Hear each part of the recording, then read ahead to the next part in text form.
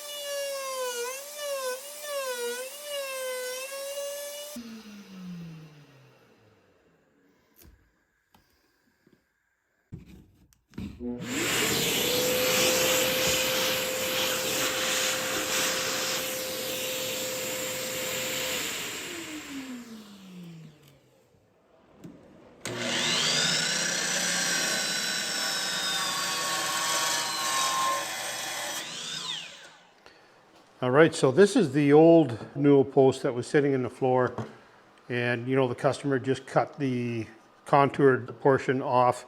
And so what I've determined is that this is the rake of the stairs. This is the part of the post that will face up the staircase.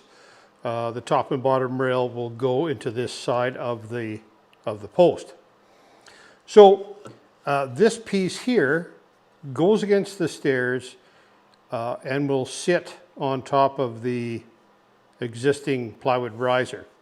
Now I don't want to cut into that riser because it's structurally important, and I'm going to run into nails and screws and so on. So what I've determined is that from this rake line to the bottom of the post is about 10 5/16 of an inch. Then from the top of the plywood down to the bottom of the floor joist is approximately 9 5/8. So I'm going to add 9 5/8 onto this dimension here. Then I'm going to add from the rake line 36 inches up to the top of the rail, and then a 2.5 inch reveal. So what I'm going to do, was going to do all that math, and then I'm going to cut a story pole to match and mark this, and that will be a lot more clear for you and for me. All right, so I've reviewed my math here, and it looks like my overall length of my post will be 58 7/16. So anyway, I've got top of my post here. I've marked down to the 38.5-inch mark right here. And I'm just going to come from there down 10 5/16 and make another corresponding mark here. And then I'll be 9 5/8 from there to the bottom of my post.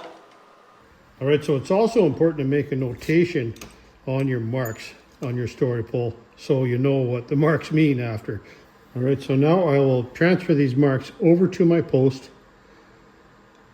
That's the break of the stairs, which is an imaginary line, so I don't want to actually mark the post itself. I'm going to mark my plywood here.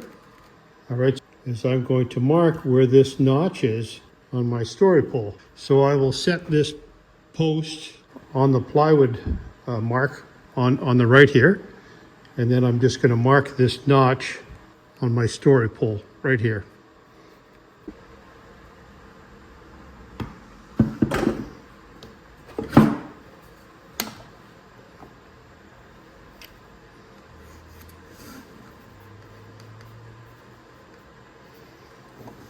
All right, so I'll just transfer these lines onto my post, and then I can start milling the post to fit through the floor and into the stairs.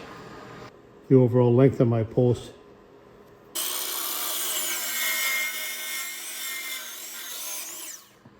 So here's the next little thing that you got to be careful of. I've got the living room side of the post, both the new one and the replica, face down on the bench. So that means that my notch to go around the staircase is going to be here because it's on this side on the replica. So this side is where I'm going to put my notch, and I'll make it the same dimensions as the existing notch. But it will run right down to the bottom of the post, so I can slide it in from the top, and it'll terminate right here.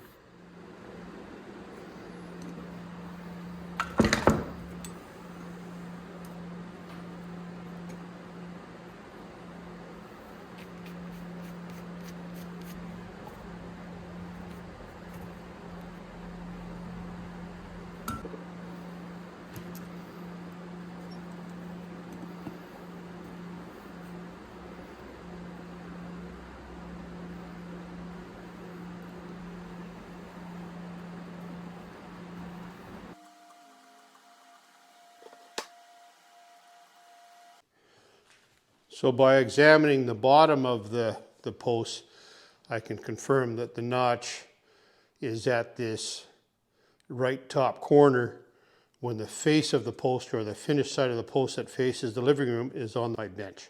So I know I'm good to go.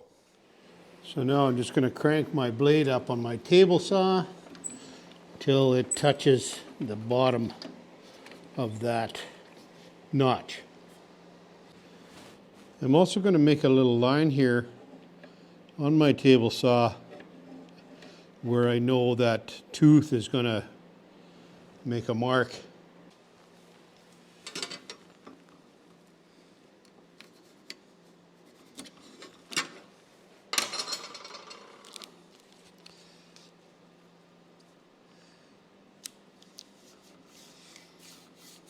All right, so I've got the front part of the blade, that's as far as I can go on my Newel post, and I've got my fence marked, also the top, because it's a 3.5-inch post.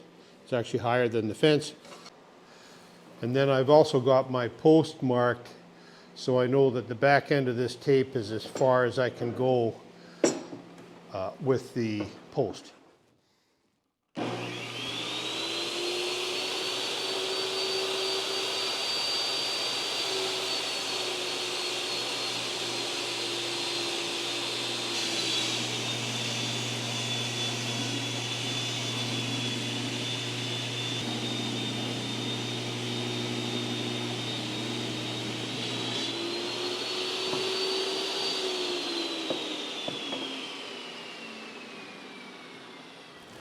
Now I'm going to adjust my blade for the next cut because they're different dimensions.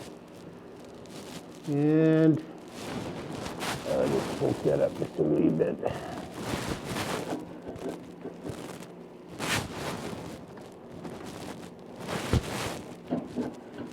Alright, so it just catches, that should be good.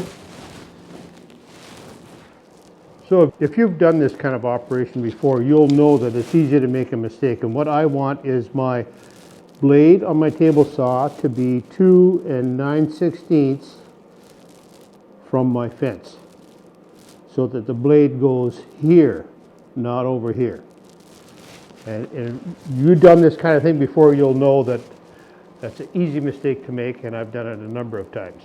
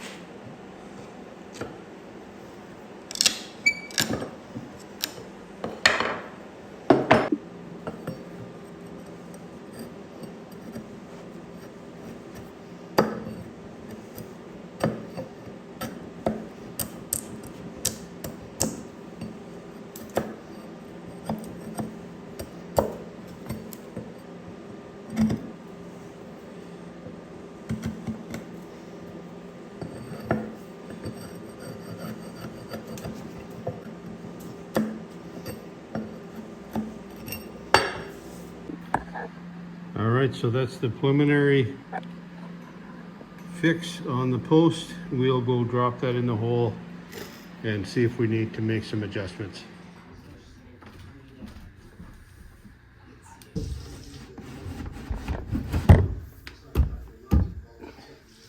There.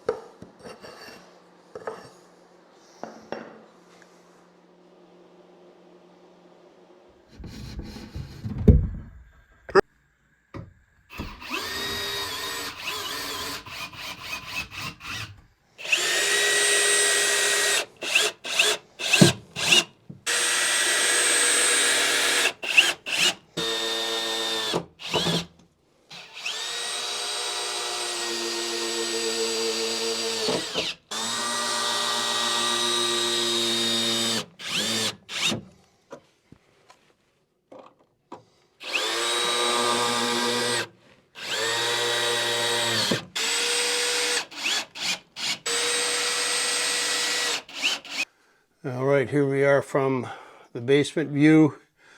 I've got two pieces of blocking between the joists, 2x4 across the bottom just to secure that post when you drop it in place.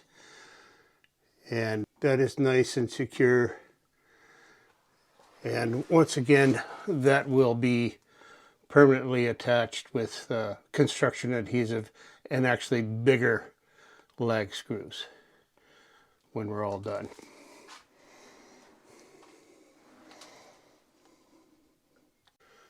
Now I just want to show you where I'm working. It's a crawl space with a 4-foot ceiling to the bottom of the joist, and I have whacked my head on that concrete no less than 3 times. First time I bit my tongue and knocked myself flat on my back. So I guess it's hard hat country.